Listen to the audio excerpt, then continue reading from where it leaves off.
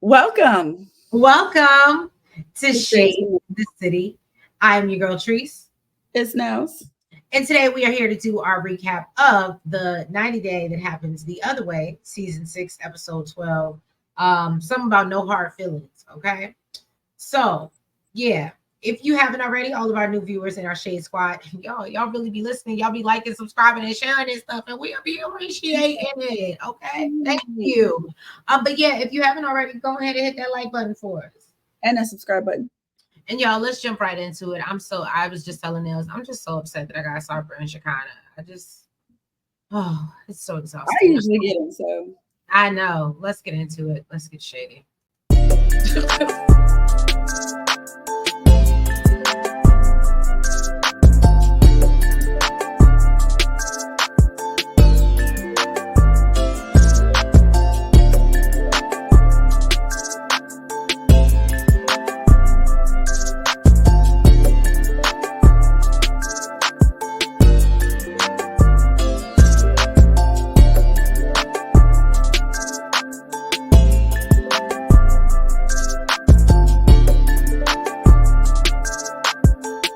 All right. So we open up with like I said, oh no, they're not them. Sorry. Wrong people, it's y'all. been a little while. Shekinah and Sarper. Now, Sarper wants to prove that, he can change. He's ready to change for Shekinah. Okay. So after they're leaving, what song you? What song you Ain't that sing? Jaheim? Oh, I'm not wilding out like I used to. I don't do the things I used to no more. Oh, that's the jam. Okay, yeah. Um, so he shows her the trunk filled with the bottles, right? And tells her that he's ready to destroy them. She kind of knows that these are trophies for Sarper, and this has caused a lot of issues and disagreements between them. But she's happy that he's taking a step to show her, that he's serious. But I felt her in this moment when she was like, "But I don't want this to become a thing. Like I don't want to have to basically threaten to not be with you for you to get in line. That's not a healthy pattern to start." I felt when she said that too, though, because that's exactly what this was given. Right. And so basically he takes her to the old junkyard. They start to smash the bottles. And Sarper is finding it very therapeutic and finds that it's helping him get rid of his anger. Shekinah can't break none of the bottles. But she doesn't give up until she gets one. And then he pulls out the infamous notebook. And so, he decided to let it burn. And he let that bitch burn. Okay. That's what he did. And she was so proud, but then she was like, he was eventually gonna destroy them, but he felt like this is what was required, back to what Shekinah was saying, in order to make him stay, because she was about to leave his ass. What I heard was he didn't really want to destroy them, but he did it because Shekinah agreed to take him back. I didn't hear that he was eventually going. I heard. Oh, well, maybe, I don't know. My point is that clearly he folded because he realized he was about to lose her, which, to Shekinah's point earlier on, she doesn't want this to become a habit, because again, I think she said it before, there's a lot of time. Well, we'll get into that. I will say, you know what, Nels might have a point. This wasn't such a bad as Shekinah and Sarper episode. This wasn't bad, not all bad. So basically, then he's like, "Oh, can I take you home?" And she's like, "No, no. We're gonna take it one step at a time. You still got to go through therapy. You got to follow through." I said, "Shekinah, you better stand on some business." Yes. Yeah, Let me tell you something. I ain't gonna lie. In the beginning of this season, I was like, Shekinah, why are we back? I mean, right. still, I'm like that. But let me tell you something. If you gonna sit there and deal with the fucker, okay, at Right. least let it be some fuckery that you can accept. So the fact that she is putting this man through these hoops, let me say, and standing on business, I'm actually proud of Shekinah. No, I like I said, maybe I was wrong because I. So anyway, we go to the therapy session, y'all, and they talking about Sarper's anger issues and him being a control freak and where this all stems from. And then they talk about, the bigger issue, which was the vanity and how, things just went left when she said she didn't want the vanity. So he finally does admit that he felt away because Shekinah wanted to give him his gifts when he got home, and he didn't have none for her. So I guess that made him feel less than, or felt, he felt disappointed in himself, and he didn't want her to feel disappointed. And so he started to get really angry because she wouldn't allow him to buy her this vanity that she didn't want. Right. And so the therapist is like, well, we need to find out where this anger, like, because that's a dumb issue, right? So we need to find out what's behind this. First, not the therapist, y'all. And so basically he says that, normally she's submissive, but now she's getting a little turned up. She got a little bass in her voice, and I don't like it. And I feel like I might actually could lose her, and she might actually leave my ass. That's really what it was given. And so I'm giving y'all Latrice's therapy session, okay? And so Shekinah's like, well, I want to be able to show emotions. I need comfort when I show emotions, and not you get angry, right? That I'm showing emotions, that I'm not just acting like everything is happy and pretending everything is all good. Ooh, she spoke a word. So anyway, you know what she says? Shekinah had what happened? I feel like for a lot of guys who are not emotionally mature, that is a natural reaction. When you show emotion, you show that you're upset, whatever, they get upset, they catch an attitude, they get angry. I don't know about, snatching your phone and all that other mess, but it's kind of like, oh, here we go. You know what I'm what saying? Did I do now? Exactly. I do everything wrong. Exactly. Rather than trying to comfort you in that moment and address the actual issue. So I love when Shekinah says that, what, he has the ability to make her happy, but he chooses not to way too often. I said, because let's just keep it 100, right? Sarper could have got rid of them bottles. He could have been, but all the strife and all the bullshit he put her through, and it took this getting them. That's why I was like, I felt you, sister. I felt and and you always say this too, though, because you notice that when it happened, it wasn't like a super happy moment. No, it wasn't like, oh my God, finally, da da da. She's just like, no. It's because she had to go through so much crap about this stuff, and you were scared she was going to leave you, and that's the only reason why you did it. Facts. So y'all, that was pretty much Shekinah and Sarper. Now on to these two. I knew this. Sean. They should have known better. Sean. So Joey is babysitting everybody while the adults go out, have some adult time. Joanne is happy to see that, the kids are vibing and getting along. They're playing games and stuff. So when they get to the spot, they get to like a bar or something. Of course, Noelle has questions for Sean, and she wants to know what her intentions are, what his intentions are for her friend, and where this relationship is going. Just like the mama did. That's everybody's question, especially it's been this long. Y'all living far apart. I get it. I understand. But she already said she's the mother's eyes and ears. Mm-hmm.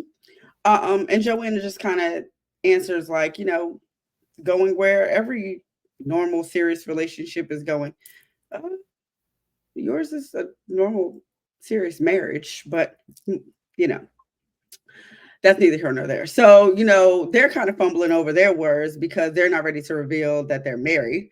But they do say that they have intentions on, eventually living under the same roof. Now, apparently, he can't come to the U.S. because he overstayed his visa previously. So he's banned for a few years. And he said that he did like America, but it made him homesick, which has Noelle worried that Joanne may be ending up leaving to be over here in Ireland with this man. But she's like, she got a whole life. She don't care. Sean takes everybody to Ardgillan Castle. You better than me. I just said he took him to a castle. Okay. And he set up some tea time so that they can chat after their tour. Joanne, she's nervous to have this conversation. She said, but at the same time, she is. Huh? As she should be. Yes. She said at the same time, though, she is excited to just get it out the way. So they sat down for their meal. Joanne let everybody know, after some long pausing and hesitation, that they've been married for all of 2 years. What? Do you think that I get what they were, or maybe I get his thought process? I'm gonna soften the blow by telling you, well, one, it happened on camera, two, in a public place. But do you think that them going to the castle, like, I don't know, I'm trying to put myself in the kid's position. I think I just had a really great time in this castle. This is somewhere I've never been, or at least I don't know about his daughter, but at least for her boys. And then here you come and you ruin my hope and experience with this bullshit. You know, it's so funny. So I didn't think about that, but I thought about the fact that you took us out here, yes, to this castle. It's gonna be an awkward ass ride home. Right. Literally, that's what I was like. It's gonna be an awkward ass ride home. Everybody. I think, and this is just my opinion, and y'all can drop down in the comments and let me know what you guys think, other parents. I think I would have, if I'm speaking from a parent perspective, I think I would have I would have had that conversation at home and let my child go to their room and process and, take their time, take their space, and figure out whatever they need to figure out in that moment, whether they were shocked, surprised, happy, you know what I mean? Like, I would have let them have their moment. And I feel like it's an added, because they were on camera, it just makes it even worse, because like you said, now we got to ride home together. The camera's in the car. It's awkward. You just revealed this information to me. I feel like now I can't trust you as my parent because you sat and lied to me for 2 years. It's pretty much, that's literally what Joey. I think Joey was like, my mom was constantly talking about how we can talk to her about everything, but it's been 2 years and we didn't know that you were even married. So he's super annoyed. Everybody is super shocked. Joanne and Sean are kind of off put a little bit because he expected everybody to think that this is great news. Not that they're, he was like, where's the congratulations? Yeah, not that they're not happy for them, but they're in shock and they feel, I'm sure they feel left out. They feel hurt.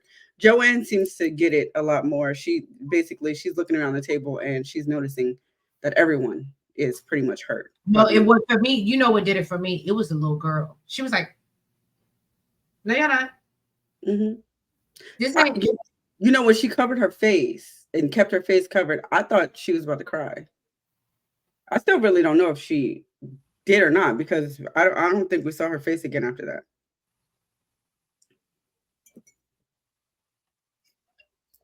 I don't know. I thought that was a very crazy way to drop that news on them kids. It was nasty work. I don't see why you would do that to begin with anyway. I get it that even if the plan was to really not involve anybody, not have, anybody there, whatever.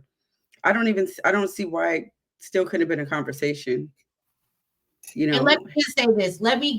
I want to give people grace, because we also know that a lot of these people up here on 90 Day Fiancé, as we know, storylines can be, so I would hope that when she pitched her storyline to TLC, it wasn't, oh, I've been married to this man for 2 years and my kids don't know. I hope that that's something they said, you got to give us something extra. And I hope that this is really just them acting, but I'll be honest, it seemed genuinely hurt to me. And that's what, but I'm trying to give her some grace. Maybe I'm wrong, y'all. I'm trying, me, I always like to play advocate and look at the other side. We do know what happens in this reality TV world. All right, now let's get into the thick of it, okay?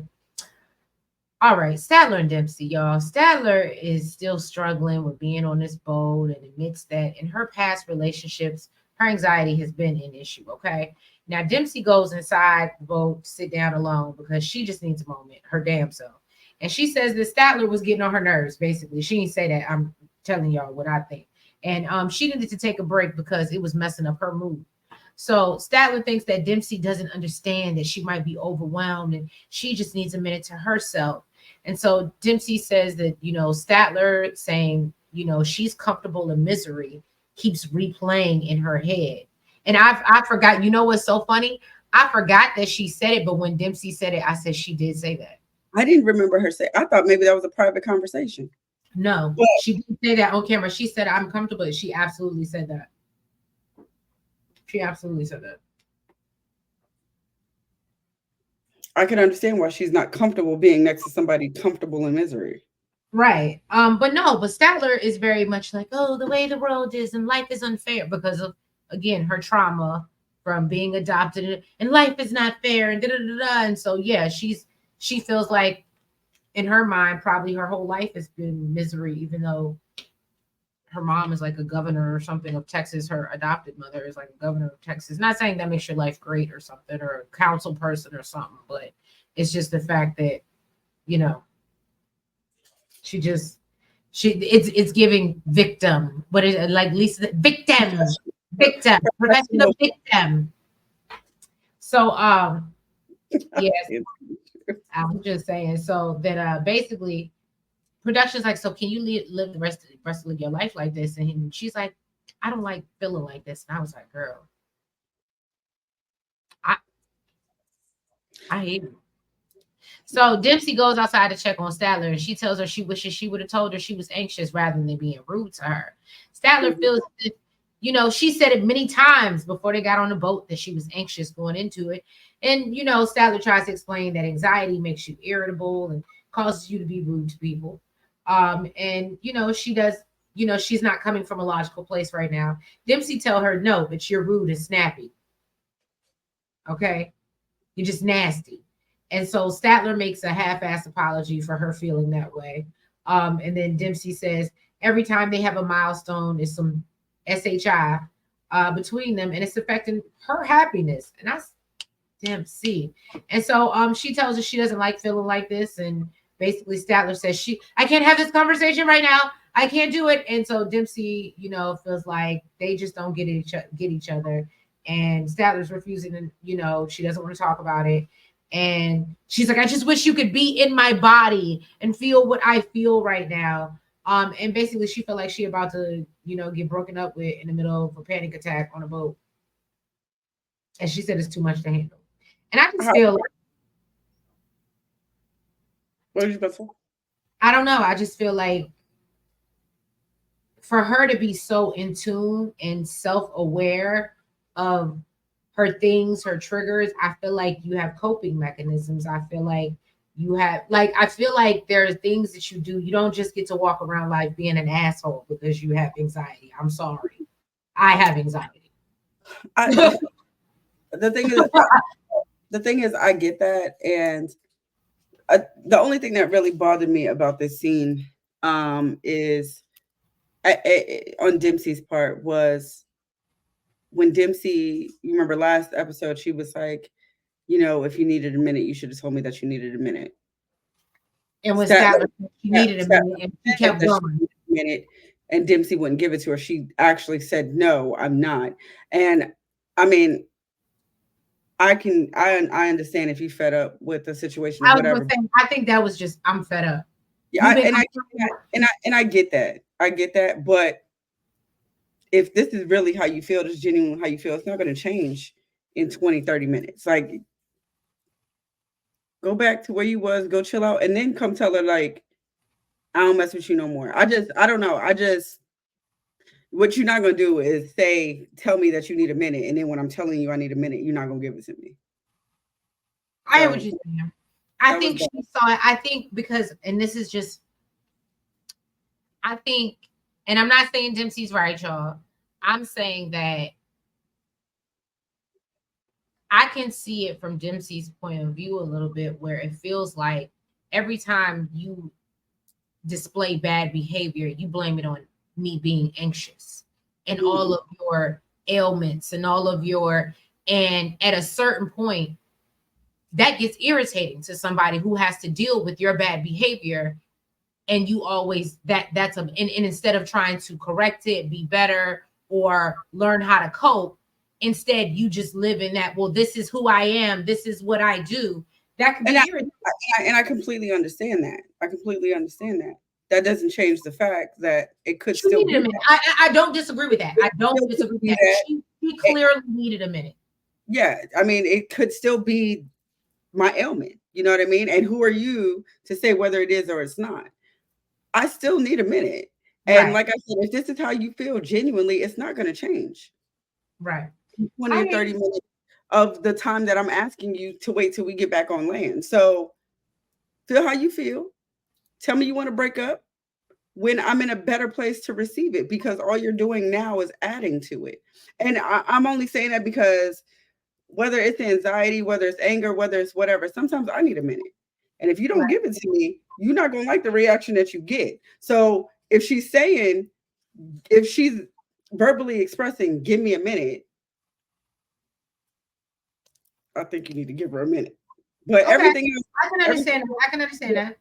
Everything else, I feel like Dempsey was valid for. It was just that situation. It was just she was like we both said, she was fed up at that point. Yeah. All right. Now this one is funny. This tickled me, y'all, because clearly Lily's not getting tickled, but this tickled me at all. She itching. Okay, and she needs a scratch. So yes, Josh and you like my body.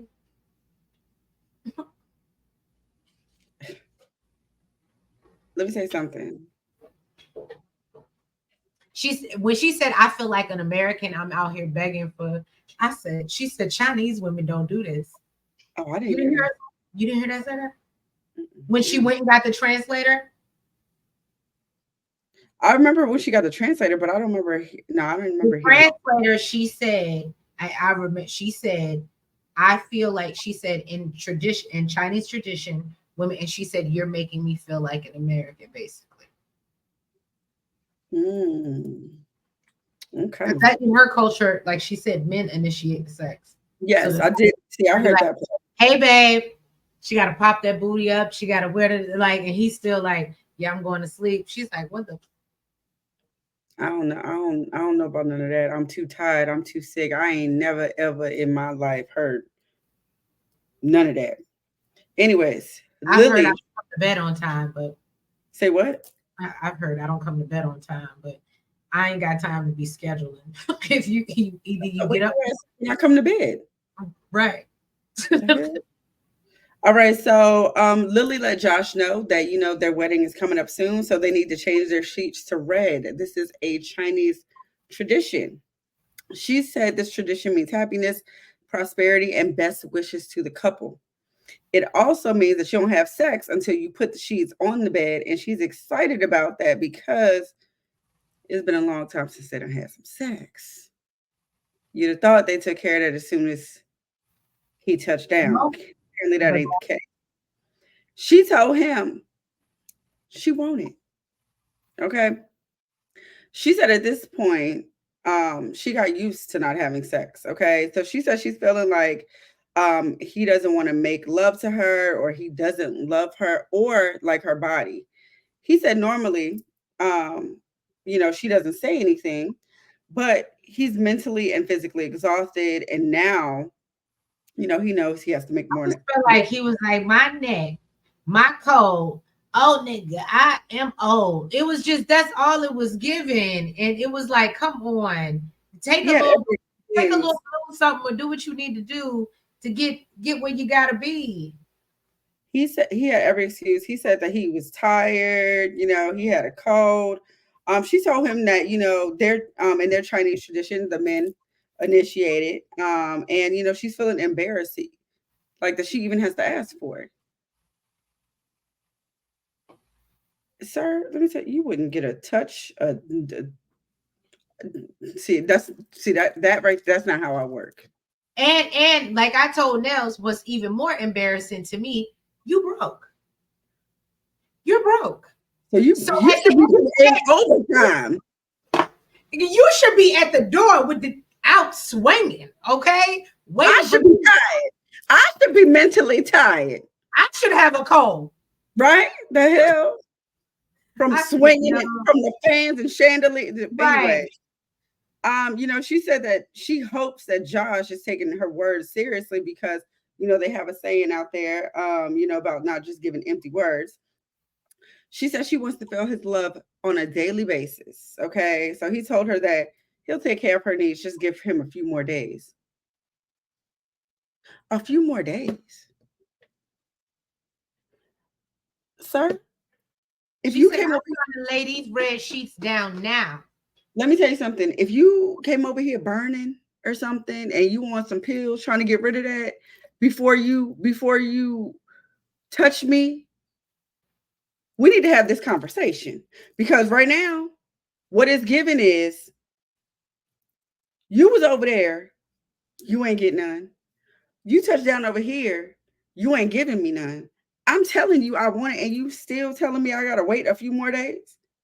I need to think about. I know. I think he just need to go. He need to go do what Brian do, and he just need to go to the little store and figure the situation out, so he can.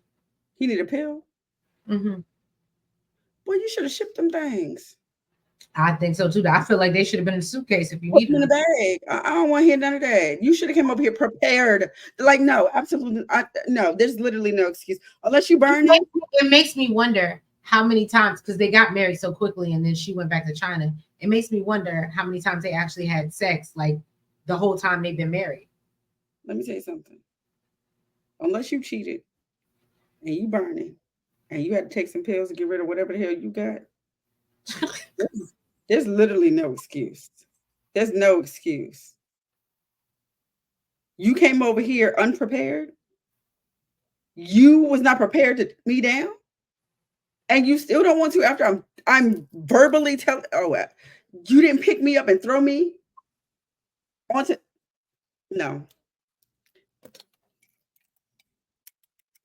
divorce. You're stupid. Absolutely Oh, not. well, Mm-mm. all right. That was pretty much the recap of the 90 day that happens the other way. That was I'm sorry, yeah, this is season 6, episode 12. If you guys haven't already, please make sure you go ahead and hit that like button. Make sure you comment Make sure that you guys have subscribed. and hit the notification bell. And make sure you're following us on all the platforms, the TikTok, the Twitter, the Facebook, and the IG. Make sure you join us on Thursday, which will probably be tomorrow by the time this comes out, for Nels' birthday live, y'all.